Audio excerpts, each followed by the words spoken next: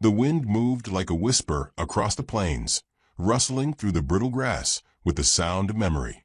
Long shadows stretched across the earth as the sun sank behind the hills, casting a hush over the little town of Clover Pass. The dirt streets glowed amber. Horses shuffled behind rails.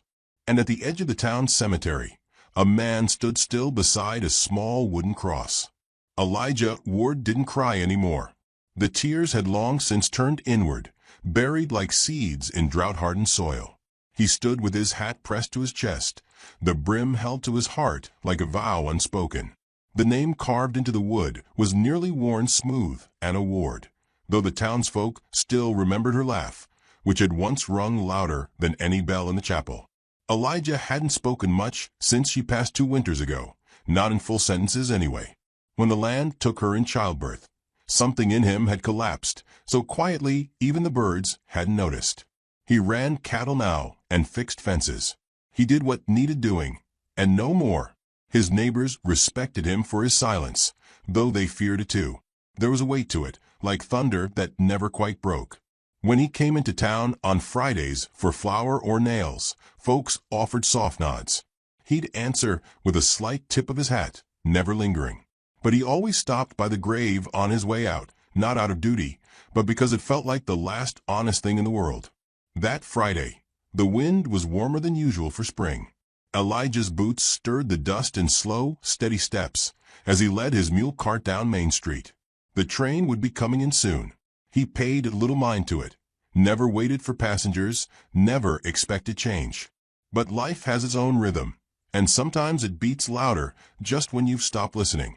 He was tying off the mule near Bessie's general store when he noticed the station growing quieter than it should have.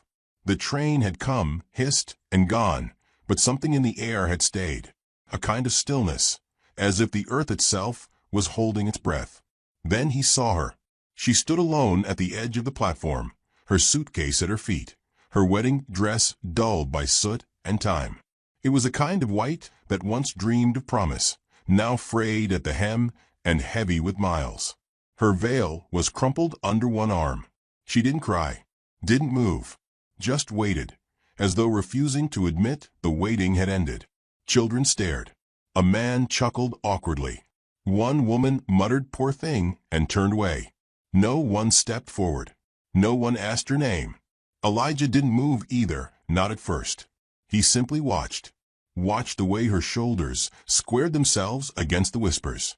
Watched the stillness in her hands, how they didn't fidget like someone lost. She didn't look helpless. She looked like someone who had held onto hope until it bled. He made his way to the store, but the image stayed in his chest like smoke. It was after he bought his nails and flour, when he passed the station again, that his feet paused without asking. She was still there. Same spot. Same silence. The sky was going orange now, the shadows growing longer. He walked over slowly, each step more uncertain than the last. He didn't know what he would say. He only knew the look in her eyes. It mirrored his own from the winter he buried Anna, when the world had continued turning without permission. "Thirsty?" he asked, quiet as wind. She blinked, like his voice had pulled her from underwater. She didn't nod, but she didn't say no either. He offered her a small canteen from his side. She took it with hands that trembled just once, drank, then handed it back, eyes never lifting from the horizon. "Someone coming for you?" he asked after a beat. Still, she said nothing. Her grip on the suitcase handle tightened. "Didn't think so," he murmured. He looked around. The platform was empty now, the town moving on like it always did. He didn't ask her story. He didn't need to. A dress like that didn't get dirty on purpose. Suitcases didn't end up at your feet unless something or someone had been dropped. Instead, he sat on the bench beside her. Not close enough to touch. Just near enough to say, "I'm here if you want me to be." The air between them settled. A sparrow landed on the rail and chirped twice before flying away. She spoke, barely audible. His name was Thomas. Elijah said nothing. He said he'd meet me at the station here. Start over. Said we'd have a house and a garden. He told me he liked yellow flowers. Her voice cracked, not from sorrow, but dryness. as if she'd repeated the story too many times already, to herself, in her head, on the train that never ended. Elijah nodded once. "You like yellow flowers?" She looked at him for the first time. Her eyes were gray, not the kind of gray that reminded you of clouds, but of stones at the bottom of deep water. "No," she said. They sat a while longer. When she stood, suitcase in hand, he asked, "You got somewhere to stay?" The pause was answer enough. The boarding house down by the mills got a kind keeper. "Miss Devlin. She don't ask too many questions." The woman gave the barest nod. "You tell her Elijah sent you," he said. "She'll feed you first." She turned, dress catching the evening light like lace made of ghosts. "Clara," she said, almost to herself. "Clara Dane." He tipped his hat. "Elijah Ward." She gave him one more look, not grateful, not expectant. Just a look that said, "I saw you too." He watched her walk away, not into a new beginning, but into a town that might not know what to do with her. Back at the mule cart, he glanced at the station once more. The silence was different now, less like absence, more like the breath just before something is spoken. And somewhere in his chest, beneath the sorrow and dust, something shifted. He didn't know her story, not yet. And she didn't know his. But the sun had set behind the hills. The stars were beginning to show. And in the place where grief had lived for so long, there was now a quiet flicker. Not hope. Not yet. But the space it would need to grow. Clara Dane took to silence like a shawl around her shoulders, worn, soft, and used to being misunderstood. At the boarding house, she kept her room tidy and her words minimal. Miss Devlin didn't press her. That was the thing about old women who'd seen enough. They recognized when a soul needed space more than questions. Each morning Clara swept the porch before anyone else stirred. Her wedding dress now hemmed to the knees, with thread the color of quiet resignation. She washed dishes without being asked, brought in firewood when the cold returned, even mended a boy's torn cuff after he tripped near the bakery. The townsfolk began to see her more as a figure in the background than a curiosity. Though the whispers still rose like smoke in the spaces behind church pews and over morning tea. "She must have done something," they said. "No man leaves a girl like that without reason. She carries that suitcase like it's full of secrets." But Clara didn't flinch. She had already survived the leaving. Words couldn't scrape what had already been hollowed. It was 2 weeks after the train when she crossed paths with Elijah again. He was on his way back from the blacksmith, his shirt dusted with earth and his hat tipped low against the spring sun. She was walking with a small parcel from the seamstress, mending thread and 2 buttons nestled in brown paper. They paused, as though remembering they had already shared something wordless. "How's the porch treating you?" Elijah asked. His voice was steady, roughened with years and something gentler underneath. "It doesn't creak anymore," she replied. "I fixed the boards." He gave a short nod, impressed but unsurprised. They stood there like 2 trees that had weathered the same storm. Words weren't needed. It was enough that they hadn't turned away. Elijah began offering quiet gestures after that, never asking, only leaving space. He'd leave an apple on the bench where she sat in the evenings. She once found a book there too, a collection of poems, pages soft with use. On its inside cover was a name written in delicate, feminine script. A. Ward. She traced it with her thumb, but did not open it until the 4th night. When she did, she read slowly, whispering the words like a prayer for someone else's soul. The poem spoke of light through windows and the warmth of home, of grief wrapped in beauty, of wild flowers blooming where nothing ought to grow. She closed it gently and held it to her chest. She did not cry. In return, Clara began bringing carrots for Elijah's horse. Not every day, just enough that he'd notice. The first time, she left it in the trough without a word. The second time, she waited. "Daisy likes her quiet company," he said, watching the mare chew. "She don't take to many folk." "Neither do I," Clara replied. He chuckled, a sound like boots brushing sand. Not loud, but honest. They began to walk together in the evenings, not by arrangement, but by habit. Down by the edge of town, where the creek curved like a question mark in the earth, they'd stroll beside each other. Sometimes she'd speak of small things, how the wind always came from the east, how bees liked her hair, how Miss Devlin once danced with a judge in a lightning storm. Other times, they'd walk in silence, their footsteps in rhythm, without trying. But the town, like most towns, didn't appreciate what it didn't understand. It began with a woman crossing the street to avoid them. Then a shopkeeper who paused too long before serving Clara. Then, one Sunday, the pastor's wife took Elijah aside. "She's not for you," she said in the tone of someone who thought herself merciful. Trouble follows women like that. Elijah didn't answer her. He simply turned and found Clara on the chapel steps, watching a wasp hover near the eaves.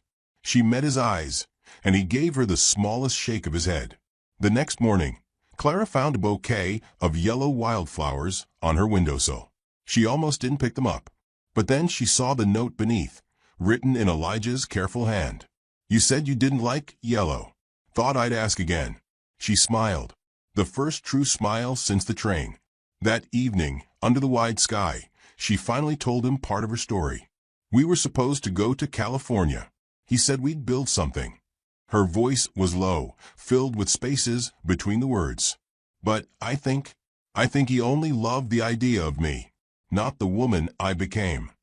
Elijah didn't ask for details. He simply let the silence widen and hold the weight with her. "Did he say why?" he asked softly. "He said I was too much. That he wanted someone gentler, someone less scarred." Elijah picked up a stone and turned it in his palm. "Scars mean you've lived," he said. "Anyone can love something perfect, but it takes something truer to love what survived." Clara looked at him, then really looked. In the angle of his jaw, the slope of his shoulder, the way his hand trembled slightly before stilling, she saw not just kindness, but quiet courage. Not the kind that gallops in, the kind that stays. "You speak like someone who's lost more than you let on." "I loved the woman who died giving life to a boy that didn't make it," he said, matter of fact. "Buried them both in the same winter." Clara closed her eyes, not to retreat, but to receive the truth of it. "That kind of loss," she whispered, "stays in your bones. Some days I feel it more than my breath." Their hands remained at their sides, but the space between them had changed. The next morning, Miss Devlin poured Clara's tea and said nothing. But her hand lingered for a second longer on Clara's shoulder. The town still watched her. But now they also watched Elijah, and they thought twice before speaking unkind. When the storm came, as all storms do, it rolled in without warning. Gusting wind, hard rain, the kind that turned roads into rivers. Miss Devlin's roof began to leak. A beam cracked. Panic stirred. Elijah arrived before the sheriff, helped reinforce the beams, carried Miss Devlin to the back room, calmed the children. Clara stood near him the whole time, not needing protection, but refusing to leave. After it passed, when the porch was dry again, and the stars came back, Clara and Elijah sat on the top step, mud on their boots, breath shared in the hush of aftermath. "You stayed," he said. "You didn't ask me to. You didn't have to." She looked out toward the hills, where lightning still flickered in the far-off sky. "Neither did you," she said. He turned to her, eyes steady. "Maybe we both needed a storm," he said, "to see what wouldn't blow away." Clara reached over, took his hand. It was a small gesture, almost nothing. But in it, two broken hearts remembered what it meant to be held without being fixed. And somewhere beyond the trees, a train whistle cried again. But this time, no one needed to leave. The morning came wrapped in mist, curling low over the plains like breath from an unseen mouth. Clara stood in the field behind the boarding house, boots damp with dew, a length of linen apron folded over her arm. She watched the sun try to burn through the haze, and thought of Elijah. Thought of how silence with him didn't press, but stretched, like a hammock between two trees, built for resting, not escape. He had not asked her to stay. He hadn't tried to charm, persuade, or rescue. He had simply made room. And sometimes that was the loudest kind of love. She found a note tucked in the side of her door that morning. Not in an envelope, just a strip of rough paper, folded neat. "Rain's coming. Ride with me to the canyon. E." She ran her fingers over the handwriting. It looked like a man trying to write small, careful letters with big, calloused hands. By midday, they were riding side by side through the prairie, their horses crunching over dry grass. The sky was a soft iron gray, wind stirring in the distance like a thought not yet formed. Clara's hair had been braided for the ride, but a few strands had already escaped, lashing against her cheek. They didn't speak for some time, and that was fine. The rhythm of hooves, the occasional call of a hawk overhead, were enough. The canyon rose in the distance, its copper walls folding the earth like a secret letter. They stopped where the trail narrowed and dismounted near a crooked tree leaning over the ledge. Elijah led her to a smooth flat stone. It was heart-shaped, almost too perfectly so, worn down by wind and rain over years too long to count. "Anna used to sit here," he said, settling beside it on his haunches. Said the stone felt warm even in the cold. Clara knelt, brushing her hand over it. It was warm, sun-baked and gentle, like an old palm pressed to her back. "I bring flowers here sometimes," he added. "Not to grieve, just to remember." She nodded slowly. "Do you think it ever stops hurting?" "No," he said, "but it changes, becomes part of the way you see the world." They sat without speaking for a while. Below them, the wind danced across the canyon floor, stirring dust and wildflowers alike. Then Elijah spoke again, voice low.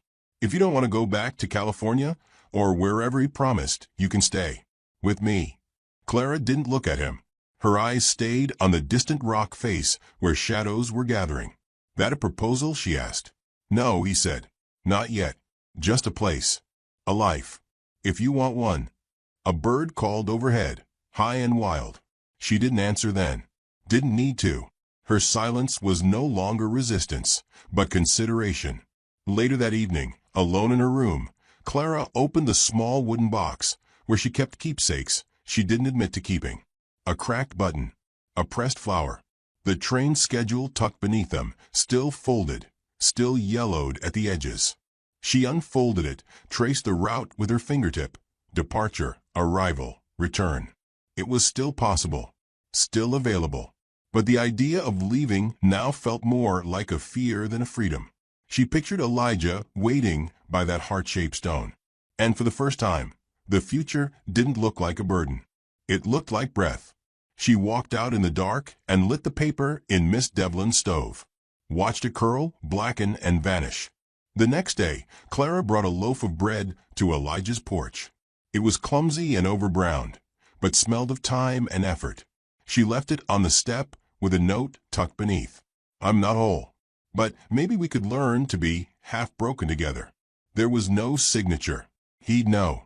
When she returned later that day, she found the empty bread tin and a single wildflower placed inside. Spring crept into the land, slow and shy. The earth softened. Shoots of green peeked through the dirt. In town, people began nodding to Clara again, still guarded, but less brittle. Miss Devlin started humming while cooking, and even the pastor's wife once left a basket of preserves on the porch without a word. Clara moved to a cabin Elijah had built years ago for hands he never hired. It was small but strong. The floor creaked in the corners, and the window panes trembled in the wind, but it felt real in a way no mansion ever could. They began to fall into something unspoken, not quite husband and wife, but something older than those words. He'd leave his boots by the door. She'd mend the hole in his sleeve. He carved her a spoon. She warmed his tea before he asked. Nights were often spent reading. The book of poems passed between them like a lantern. Elijah didn't talk much about Anna, but Clara felt her there. In the garden Elijah planted again, this time with yellow flowers. In the locket that stayed on his nightstand, untouched but never hidden. Clara didn't compete with her ghost. She welcomed her. There was room for both grief and beginning. One afternoon, a child wandered onto the property, a boy with bare feet and scraped knees. He stared at Clara like she was magic, and asked if she was the lady from the train. She knelt to meet his gaze. "I was," she said, "but I got off." The boy nodded solemnly. "That's good. Trains are for going, but sometimes people belong where they stop." She gave him a biscuit and sent him home with a story about a horse that could smell storms. But there were still moments. Sometimes Clara would wake in the middle of the night, her chest tight with memory. The sound of the train whistle would claw into her dreams. Or she'd see a man in town with the same stride as Thomas and feel her spine lock in old fear. On one of those nights, she sat on the porch wrapped in a shawl, staring at the moon like it owed her an answer. Elijah stepped out barefoot and sat beside her. "He ever hit you?" he asked, after a long silence. "No," she said. "But it's strange how someone can make you feel small just by looking through you." He nodded. "Some folks love the idea of you, but not the cost of knowing you." "I was too loud," she whispered. "Too passionate, too full of opinions, too alive," he said. She looked at him, and he met her gaze fully. "You were too alive for a man who wanted a mirror," he said. "I don't want a mirror." In that moment, something passed between them again. Not electricity, not longing, but steadiness. That rare and quiet thing that grows only when two people have nothing left to prove. The next day, Clara braided her hair with yellow ribbons and brought out her mother's old dress, not white, but a soft shade of cream like the edge of morning light. Elijah wore a clean shirt. They walked to the river where the water hummed over stones, and Miss Audrey, the seamstress, stood waiting with a bundle of lilac in her arms. There was no crowd, no chapel, no preacher, just two people and the wind and the scent of spring returning. Vows were not exchanged like ritual, but spoken like promises meant to be kept even in the quiet. "I will see you," Elijah said, "even when it's hard." "I will stay," Clara replied, "even when I'm afraid." They sealed it with a touch of hands and a smile so shy it could have been mistaken for sunlight. And just beyond the trees, the earth continued blooming. They were not whole, but they had begun. The afternoon sun rolled across the town of Clover Pass like golden molasses, thick and slow, catching on windows and glinting off horseshoes. Clara stood at the market with her basket half full, examining a small jar of honey. Life had settled into her hands now, routine, humble joys. She knew the price of eggs without asking. She knew Elijah's preferred tea. And each morning she awoke not with fear, but with rhythm. But peace, like prairie wind, is never still for long. She sensed him before she saw him. Some animals carry their storms inside, and the ones they've hurt can always smell the thunder coming. The horse was too clean, its rider too confident. The town paused as he rode in, like a held breath. Clara turned slowly, and there he was, Thomas. His boots too polished for travel, his smile honed like a blade, and his eyes scanning for her with the certainty of someone used to being found. He dismounted and walked straight through the street like he still belonged to it. "Clara," he said, as if his voice could unwrite all that had followed. She stared, expression unreadable, the way a river stares back at the sky. I came to make it right," he said quickly, "to fix what I broke." The market buzzed around them, but she heard only the quiet hiss of memory, the train whistle, the absence, her own breath catching in a veil she never wore again. He looked at her dress, plain and dusted with flour, his mouth pulled into a grin meant to charm. "You still look beautiful," he added. A part of her, small and once desperate, had dreamed of this. Not because she wanted him back, but because she had once wanted an apology. But he wasn't offering that. He was offering a rewrite. A version of their story where she'd waited frozen and perfect, and he'd simply forgotten the ending. "I didn't know what I had," he said, stepping closer. "I was scared. But I've thought of you every day. You and me, we can still." She held up a hand. Not trembling. Steady. "I'm married now." That stopped him, though he tried not to let it show. "To who?" She didn't answer, just turned her gaze toward the ridge where the canyon met sky. "I just need to talk," he tried again. "Just for a minute. Please." She hesitated, not because of doubt, but because ghosts deserve a grave. They walked beyond the edge of town, down toward the old post trail. No one followed. She kept her pace firm, eyes forward. "I panicked," he began. "You were so full of fire, Clara. So much want. So much voice. I didn't know how to carry that." She stopped walking. "I wasn't meant to be carried," she said. "I was meant to be met." He looked at her, then really looked, and the absence of what once tethered her to him made the air, between them colder than shade.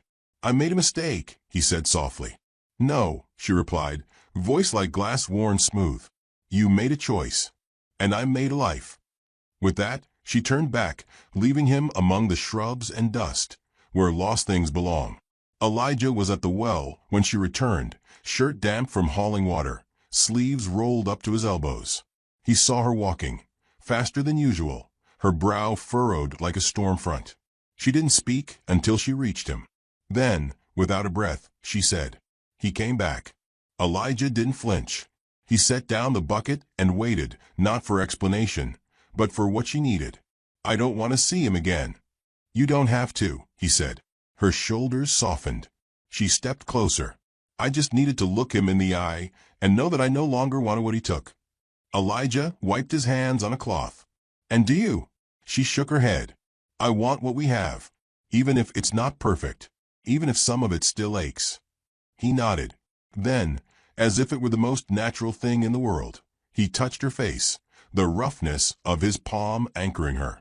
Later that night, the sky split open.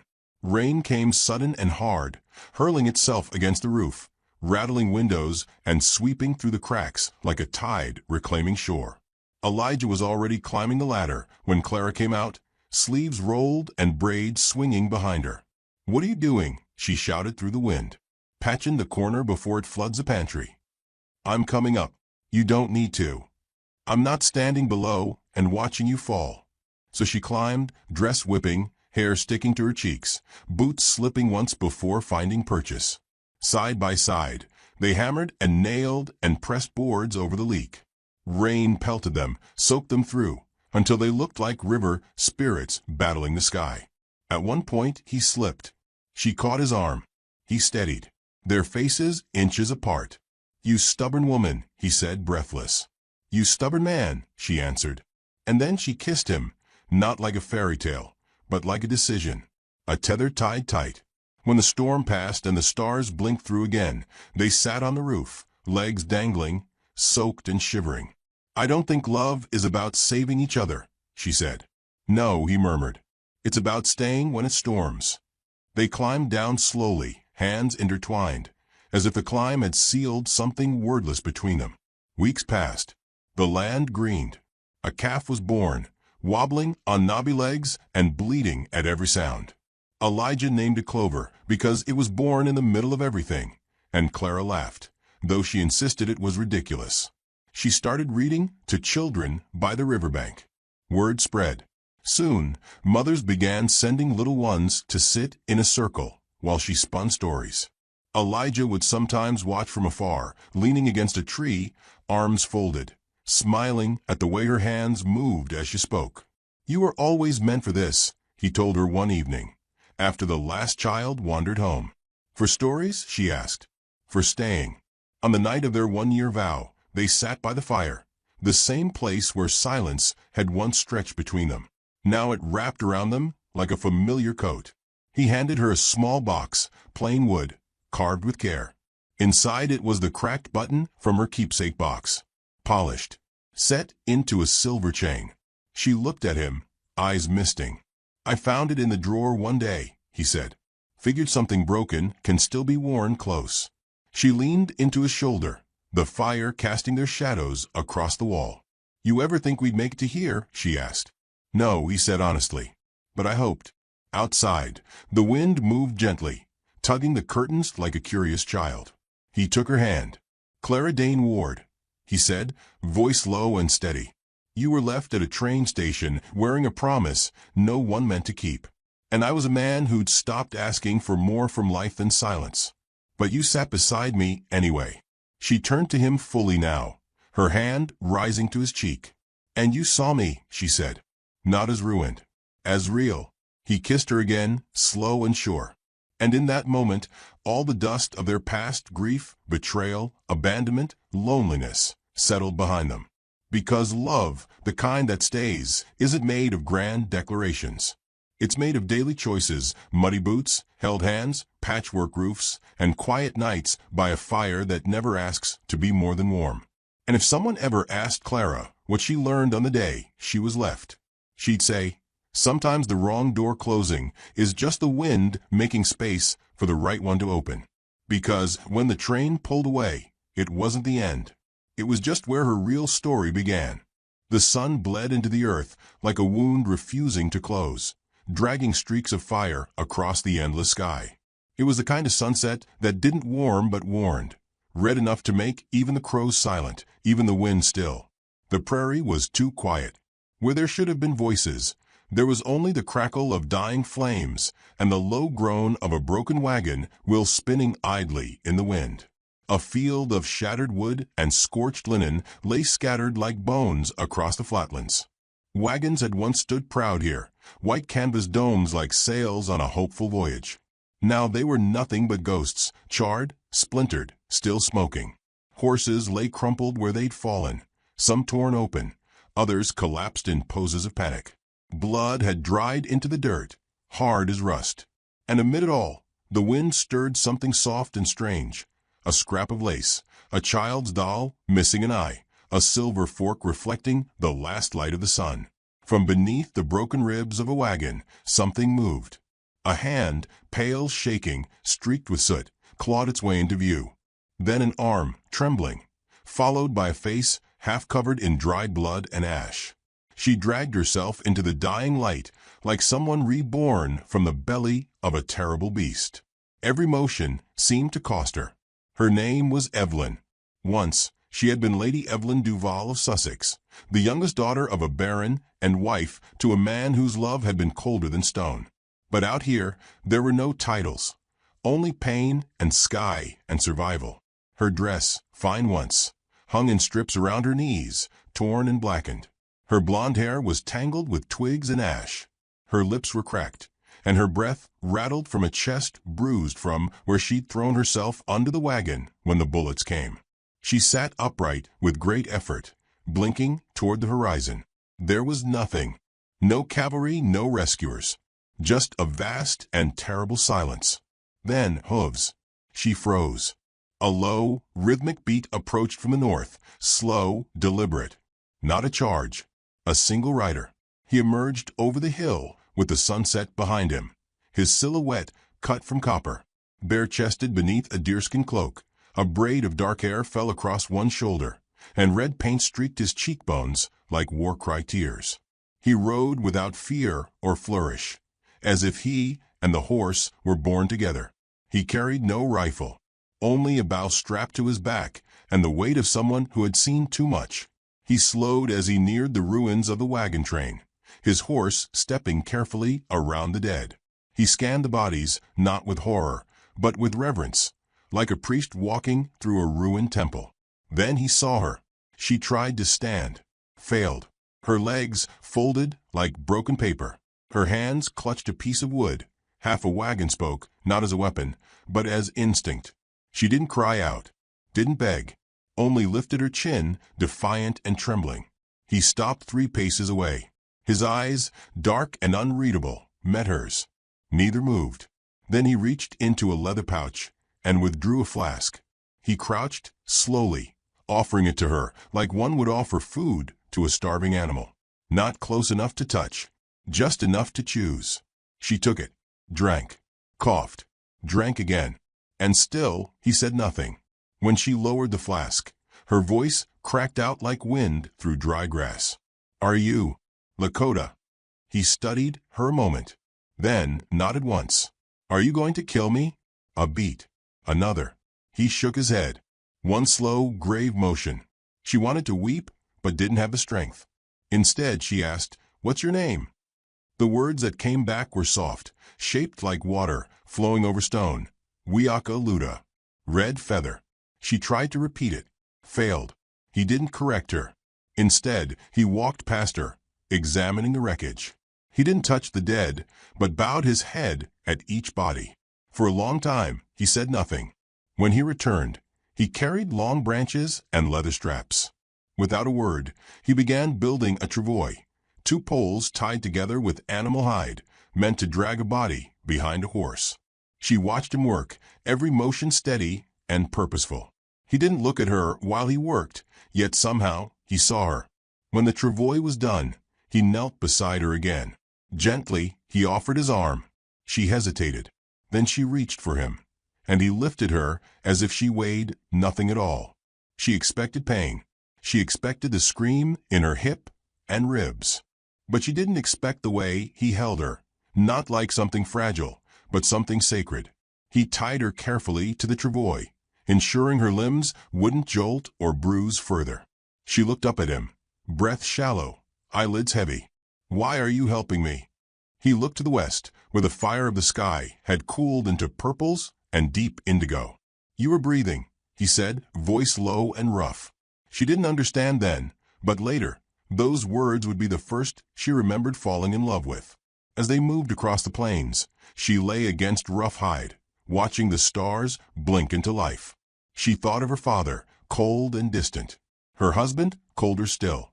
A life of tea sets and tight corsets, of words said with knives behind them. And here was a man who said almost nothing, but in every silence there was mercy. Hours passed. Night fell.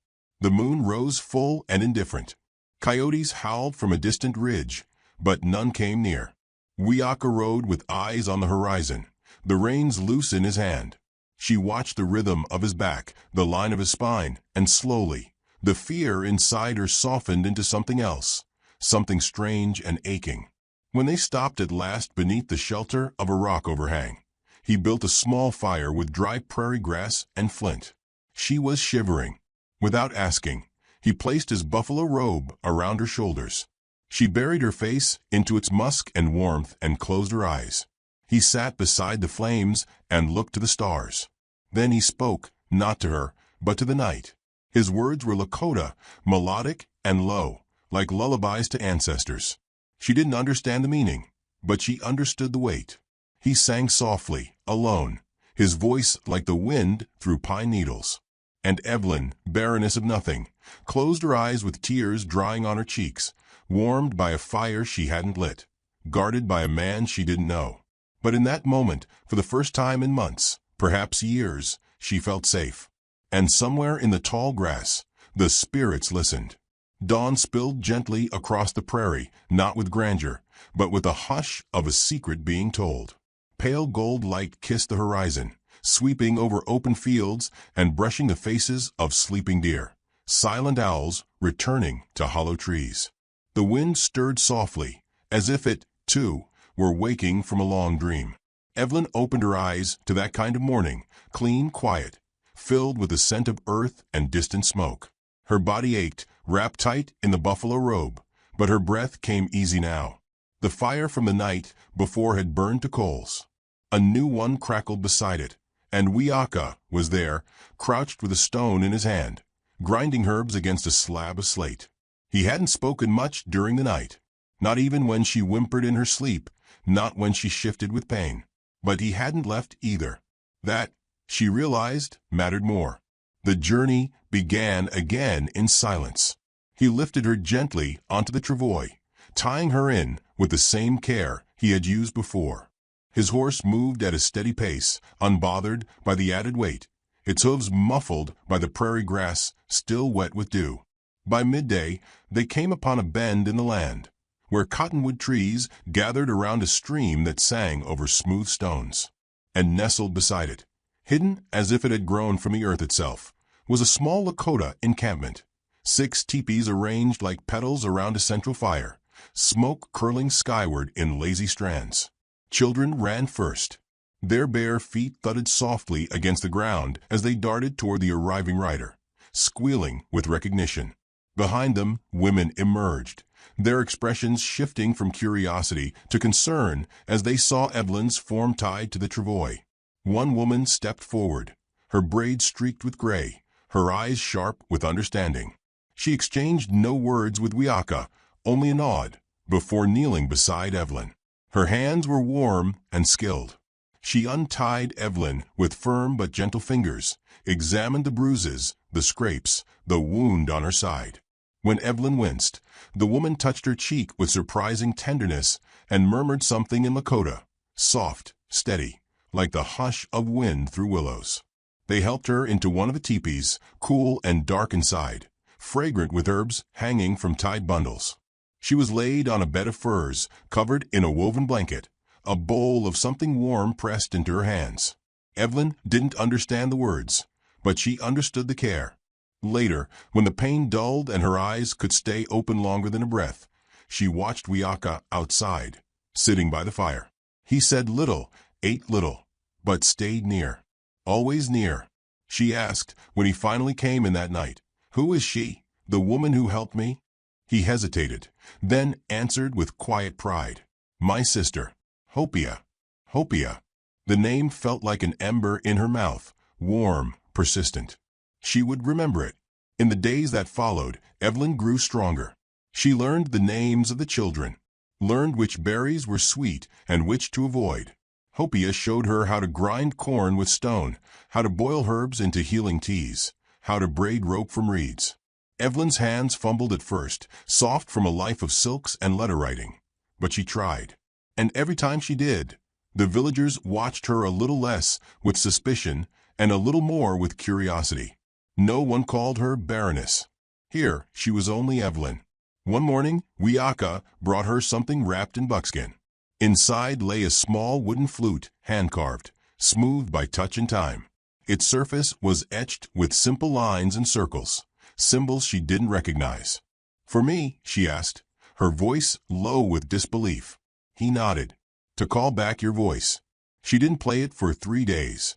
Then, one afternoon by the stream, with no one listening but the wind and the dragonflies, she pressed it to her lips.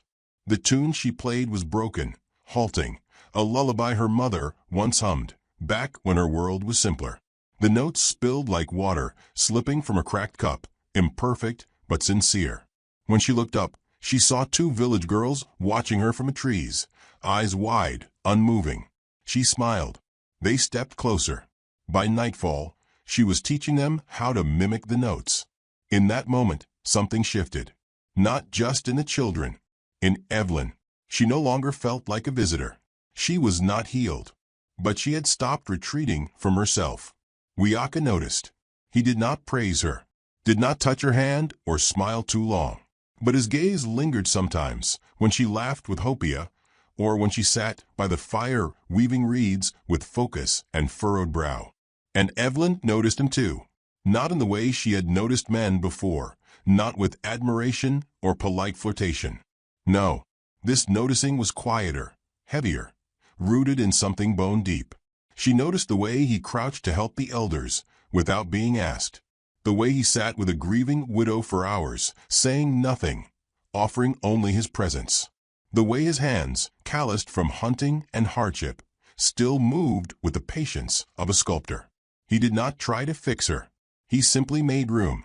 One evening, as dusk painted the sky in bruised lavender and gold, they sat beside the river.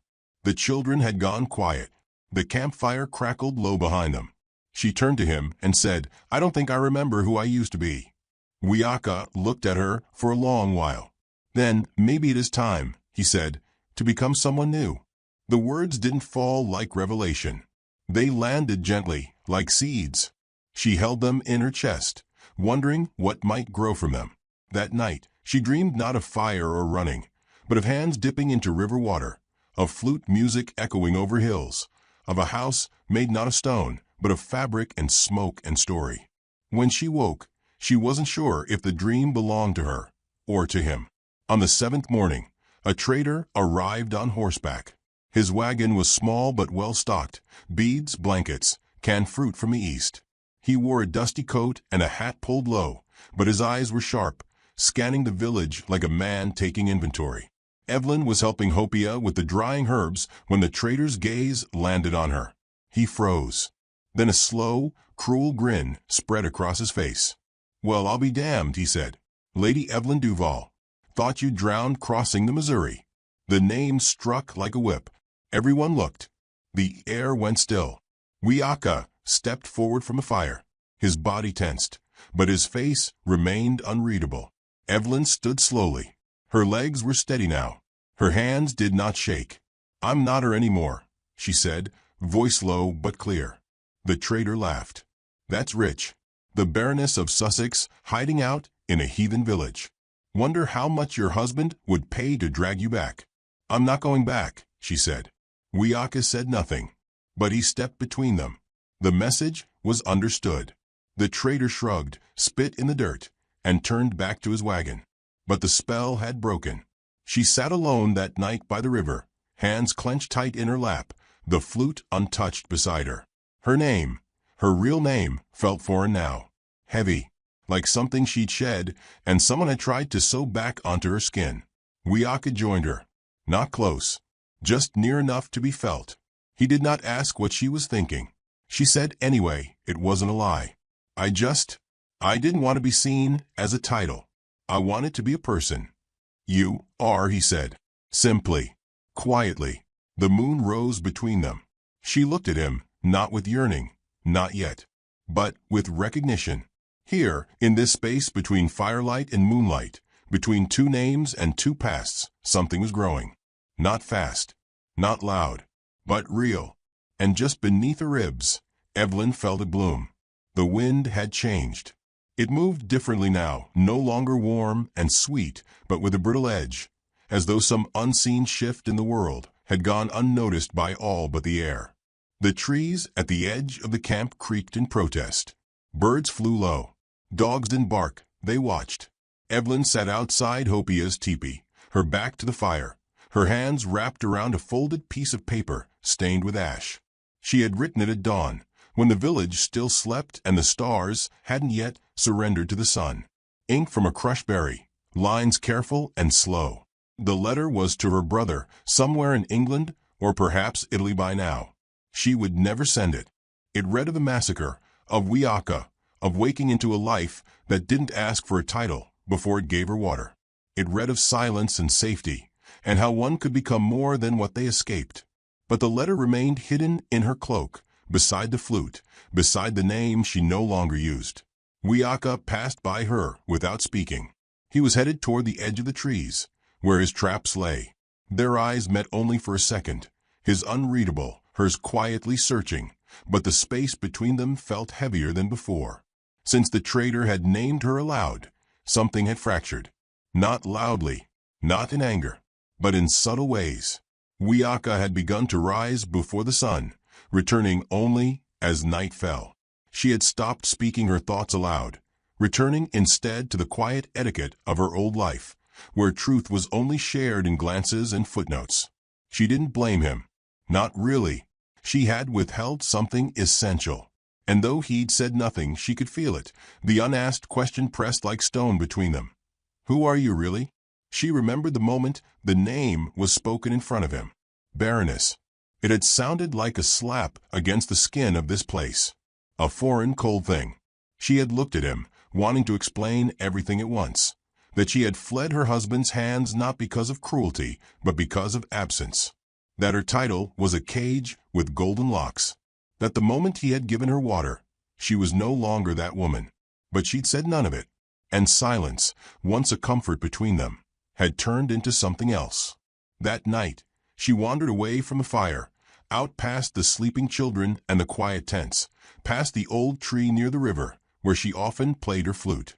The stars were clouded. The wind murmured through the grasses, like the whispering of stories she was not yet ready to hear. She found him by the river. Wiaka was kneeling, his hands sunk deep into the red clay at the water's edge, forming something with slow, deliberate motion. A bowl, maybe, or a small vessel. His brow was drawn, jaw tight. He did not look up. I thought you were gone, she said softly. I was thinking. She stepped closer, the hem of her dress brushing the grass. Of what? Of before. That word hung between them, ancient and weighted. My first love, he said, not lifting his eyes. She wore beads in her braids, laughed with her whole body. She died when the soldiers came to the village. I buried her with my father's pipe and my mother's shell earrings. Evelyn knelt beside him, her knees dug into the damp earth. I lost someone too, she said, but not in death. In life. I gave myself to a man who could not see me, who never asked how I slept or whether I dreamed or if I feared the dark. He turned to her then. You fear it. I used to. Now I think the dark simply asks us to listen. For the first time in days, he smiled. Not wide, Not long, but real. You didn't tell me who you were, he said at last. I didn't know how. You do now.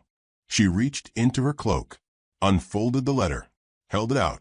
He took it, but did not read. Instead, he asked, what does it say? That I was born into a life that praised the shape of my shoulders, but never the shape of my thoughts. That I crossed an ocean not to find adventure, but to find something quiet. That when I woke up beneath that wagon, and you looked at me like I was alive, not broken, I began again. He folded the letter, tucked it into his pouch. They sat in silence then, side by side, hands still caked in red clay, breaths slowing to match the rhythm of the water. Do you believe in starting over? She asked. No, he said, but I believe in continuing. She rested her head lightly against his shoulder, and he did not move away. They did not speak of love. That would have made it smaller. It was not yet time for confessions. Only presence. Only choosing to stay. When they returned to the village, the fire was low, and Hopia waited near it. She said nothing as they entered, but Evelyn caught the softness in her gaze. The following days unfolded like slow petals. Evelyn walked without wincing. She cooked without watching Hopia's hands. She laughed once in a way that startled herself. But peace does not linger where men bring greed. A week after the trader's visit, the riders came. There were 5 of them, dust-choked and cloaked in fur, rifles strapped across their backs. They did not ride fast. They rode with the assurance of those who believe the land already belongs to them. Children scattered. Men stepped forward. Wiaka's bow was slung over his shoulder, but his eyes went first to Evelyn. They were here for her. The lead rider dismounted and pointed. We're here for the English lady, Baroness Duval. She's worth plenty. Wiaka stepped in front of her. She's not going, he said. The man chuckled. Not your choice. Behind Wiaka, Evelyn stepped forward. Her voice, when it came, was clear as creek water in winter. My name is Evelyn, she said. No Baroness lives here. The rider turned, amused. Don't matter what name you use, girl. You belong to someone. Always did. No, she said. Not anymore. Tension snapped like a pulled wire. Wiaka raised his bow. Evelyn's heart pounded, not with fear, but with clarity. This was the moment. This was where she chose not just to survive, but to be. And as the fire cracked behind her, and the sun lowered its head behind the hills, she stood tall beside the man who had once carried her in silence, and who now stood ready to fight for her voice. But there was no battle yet. Only the hell breath of the land. Only the decision that would come next. And still, the wind whispered, waiting to carry their choice forward. The fire was not just in the hearth that night. It lived in their blood, in the dry grass bending beneath them, in the breathless hush of the hills. It moved like something ancient, called up from the marrow of the earth, summoned not by war drums, but by choice. Wiaka stood with his bow drawn, the taut line humming softly in the wind. Evelyn stood behind him, spine straight, gaze locked on the lead rider who claimed her as something to be returned, traded, owned. She had not thought she would feel brave in such a moment. She thought she would shake, plead, break. But she only burned, slow and steady, like coals refusing to die. The lead bounty hunter smiled with a mouth that had forgotten kindness. Easy now, he said, raising a hand as if peace was his to offer. No one needs to get hurt. We only want the girl. She is not yours, Wiaka said, voice low and final. Maybe not, but she's not yours either. Wiaka didn't answer. He didn't need to. The air around him spoke louder than words, thick with the weight of what he would do, what he had already done. Evelyn knew. This man had killed before, but never for pride, never for sport. Only to protect. Only when something sacred was at stake. She stepped forward. My name is Evelyn, she said, loud enough for the wind to carry it. I am not a baroness. I am not a runaway. I am not someone's property. The riders stirred, uncertain. I came across the sea to disappear, she continued, and instead I found myself. The words landed like arrows, clean and sure. I'm not going back. The lead rider looked at her, then at Wiaka. then at the village, quietly watching from behind tents and trees. "All right," he said, and his voice shifted. "Have it your way." He raised his hand. A shot rang out, not from his gun, from the ridge behind them. Wiaka spun, arrow loosed before he'd even turned fully. The rider beside the leader dropped with a scream, clutching his leg. The children scattered. Dogs barked. Hopia shouted something sharp and fast in Lakota, ushering the youngest behind the teepees. Evelyn didn't move. She saw only Wiaka, his face calm, his eyes dark, his body poised in that beautiful, terrifying stillness before the storm. "Get to the canyon," he told her, voice like gravel and thunder. She hesitated. "Now," he said. She ran. Not away, not alone, together. Wiaka grabbed the reins of his horse, swung onto its back, and pulled her up behind him. Her arms clung to his waist as the wind slapped at their faces, as hooves tore across the grass, leaving behind firelight, cries, gunshots, the smell of fear. They didn't speak as they rode. There was no room for speech in that kind of flight, only breath and heartbeat in motion. The canyon rose ahead, tall cliffs splitting the land like an open jaw. Wiaka guided the horse through a narrow cut, barely wide enough for the two of them. Shots echoed behind them, distant but chasing. The bounty hunters followed, fewer now, but still hungry, still close. Wiaka pulled the horse to a stop in the shadow of a cliff, where an ancient tree bent sideways from stone. He dismounted and lifted Evelyn down. She gripped his arms harder than she meant to. "There's a path through the water," he said. "Hidden. They won't find it." He led her to the edge of the cliff, where the river shimmered below, dark and winding. She stared down. It looked far. Too far. "They'll catch us," she said. "They won't." "Because of the path." "No," he said. "Because we jump." Her breath caught. "You said." "I'll be with you." She looked at him, then truly looked. The lines on his face were etched by sun and sorrow, the shape of a man who had lost much but carried it gently. His eyes were not pleading. They were certain. She nodded. He held her hand. Together they ran, and leapt. For a moment there was only sky, huge, infinite, swallowing them whole. Then wind. Then the cold bite of river. It was like falling into the mouth of the world. Water clutched at her ribs. Darkness swallowed her eyes. But Wiaka's grip never loosened. They surfaced together, gasping, his arm around her as he kicked toward the rocks. They crawled up the far bank, coughing, soaked through. She lay there, blinking up the sky, and laughed, breathless, wild, alive. Wiaka rolled to his side, watching her. "You laugh after falling," he said. "You caught me." She sat up, hair dripping, dress clinging to her skin. "Do you think they'll follow?" she asked. "No." "Why not?" "Because you stopped running." They stayed hidden for 2 days in a cave high above the water, where moss clung to stone and the air smelled like roots and rain. Wiaka lit no fire. They ate dried meat and berries, slept close for warmth. He spoke little, but when he did, his words carried weight. "You changed the path," he said one evening. "Not just yours. Mine too." "I was afraid," she said. "All my life." "Not anymore." "No, not anymore." The silence between them was not empty. It was full. She reached for his hand. He didn't pull away. On the third morning, they returned. The village was still standing. 2 riders lay buried in the hills. The others had fled. Hopia embraced them both, her hands trembling only slightly. The children came running. The dogs howled. Evelyn stepped into the center of the camp, soaking wet, bruised, barefoot, and whole. The next day, she took down the letter to her brother and burned it, not in anger, but in release. The smoke rose soft into the sky, like a blessing. In time, a cabin was built, not of stone, but of wood and love and the steady hands of those who had once carried sorrow. It stood by the river, close enough to remember, far enough to begin again. In that house, there was music, laughter, a garden that never quite grew straight, a flute by the window, children who listened to stories told in 2 languages. Evelyn never wore lace again.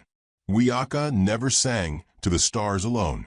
Their love did not announce itself with grand declarations or endless kisses.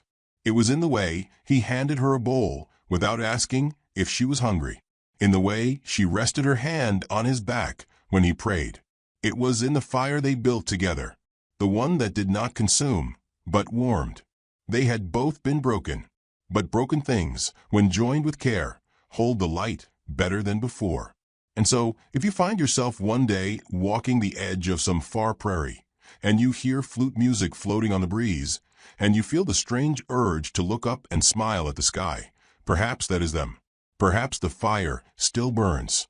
If this tale found a soft place in your heart, if it stirred something quiet and kind, then let it rest there a while. Like this story, share it with someone who needs a reminder. You are never too lost to be found. Subscribe for more tales whispered from long ago. And tell us, where in the world are you watching from? We'd love to know where the echoes of this fire reach you.